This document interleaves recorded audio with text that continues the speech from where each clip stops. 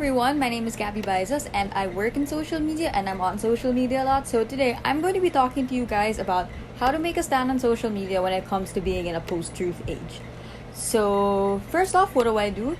So I'm part of Rappler's social media team and I've been here for 2 years. So if you've seen any post from Rappler for the past 2 years, there's a chance that I might have posted it myself. And what I do on a daily basis is that I post our stories, I distribute our stories, I post infographics, I post photo sets. I also write some stories from time to time, and I keep myself and you guys updated about current events, social issues, and also pop culture.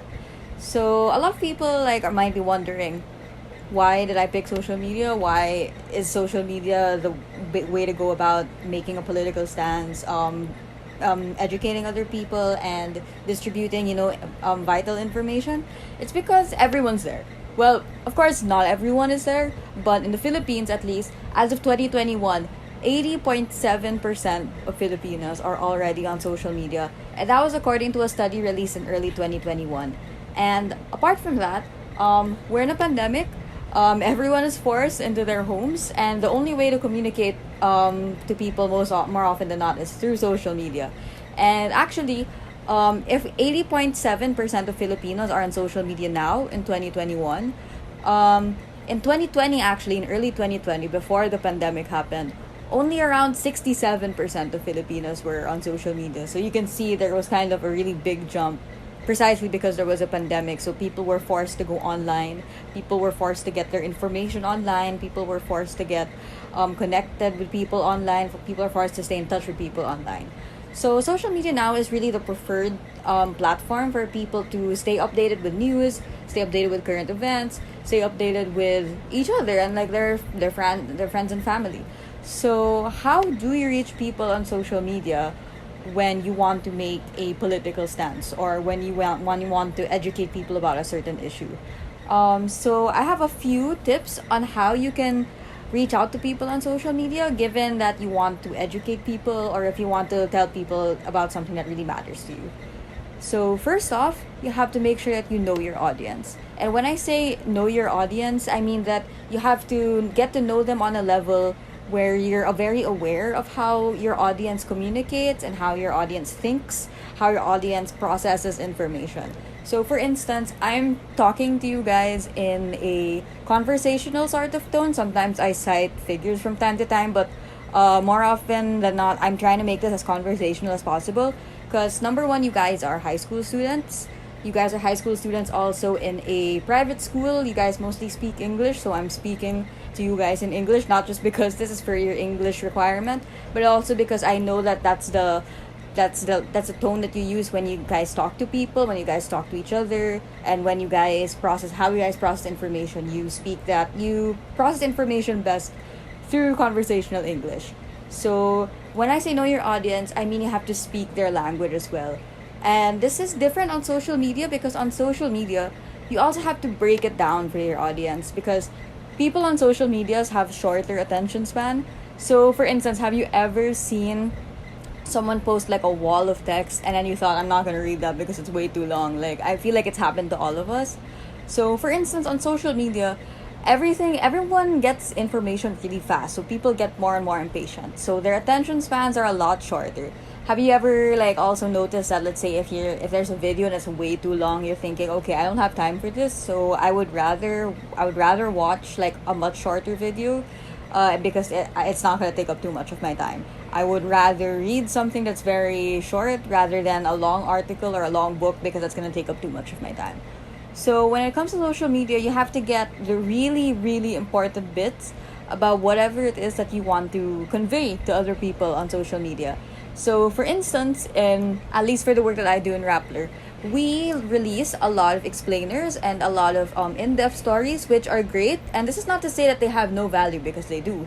But when it comes to processing that information for social media, not everyone can afford to sit down through a very long article. Not everyone has the access also to a very long article. Facebook data was free for a while, therefore it was much easier for people to get information on Facebook and other social media platforms because it's more accessible to them than if you had to go to another website and so on and so forth. So for instance, if we had this explainer on let's say like the quarantine levels, like what does ECQ mean? Like what does that mean for me as a normal person? Like okay, the government said Metro Manila is under ECQ, but what's allowed under ECQ and what's not allowed under ECQ? Who can go out during ECQ and who can't go out during ECQ? So that's where it's important for you to know how to process information on social media, because people want these questions fast. Like they don't want to go through a very long article all the time. Sometimes people on social media just want like their frequently asked questions answered.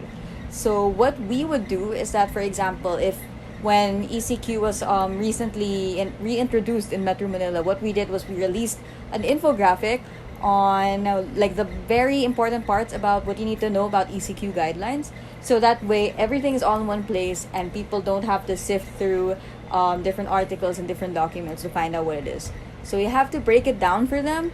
When it comes to all of these, like especially daunting and intimidating topics, and if things can get technical, it's best that you break it down for your audience as well. And also make it accessible. You have to meet your audience halfway, because you don't want them to be adjusting to you. You also have to adjust to them. So for example, the thing about, like, one of the bad things about social media now is that there's a lot of disinformation that spreads and circulates on these platforms. So for instance, there's a lot of propaganda on YouTube, and they have like these conspiracy theory kinds of videos and editing, and their language as well. Also, it's very intriguing. So obviously I think this is why it's easy for people to get interested in all of these videos on conspiracy theories. So this is why people think like, okay, this must be true then. So in Rappler, actually what we do is that we have a fact checking team, and they release videos of compilations of stories that we fact check, rather like claims that we fact check, and then we've written it into our stories as well. And our fact check videos actually, because we notice that a lot of the propaganda circulating online in the Philippines is in Filipino. So what we do is that we also release videos, fact check videos in Filipino, kind of almost using the same technique that these conspiracy theorists on YouTube do, like same like music and that weird like intriguing tone.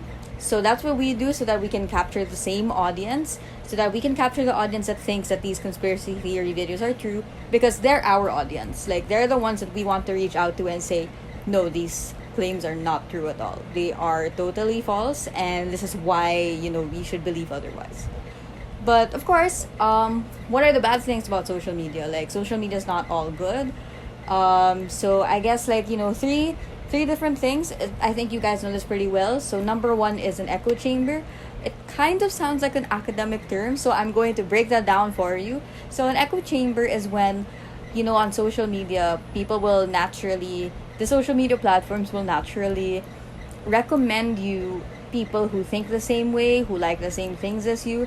So obviously you will get exposed to people who think the same way that you do, who have the same beliefs as you. So it's natural for you to think, whatever you see on your feed is absolute truth, which is not, because what if a lot of the people close to you believe in propaganda, believe in conspiracies? So you might come to, grow up thinking like, oh, this is true because it's all I see on my feed, right? When that's not the case at all.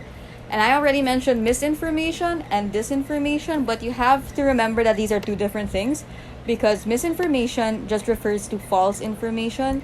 But when you talk about disinformation, there's a specific intent for people to mislead. So in essence, if it's misinformation, that means it can be like an honest mistake. Like you didn't realize it was false, it was misleading. But disinformation means the person meant to mislead you. The person meant to trick you and think that this was actually true when it was not. And I'm sure you're all familiar with trolls and fake accounts. So I'm sure you guys have seen those accounts that don't have a lot of followers, don't have a lot of friends, don't have a profile photo. So obviously people have found ways to weaponize social media, and this is one of the ways that they do it with fake accounts and trolls.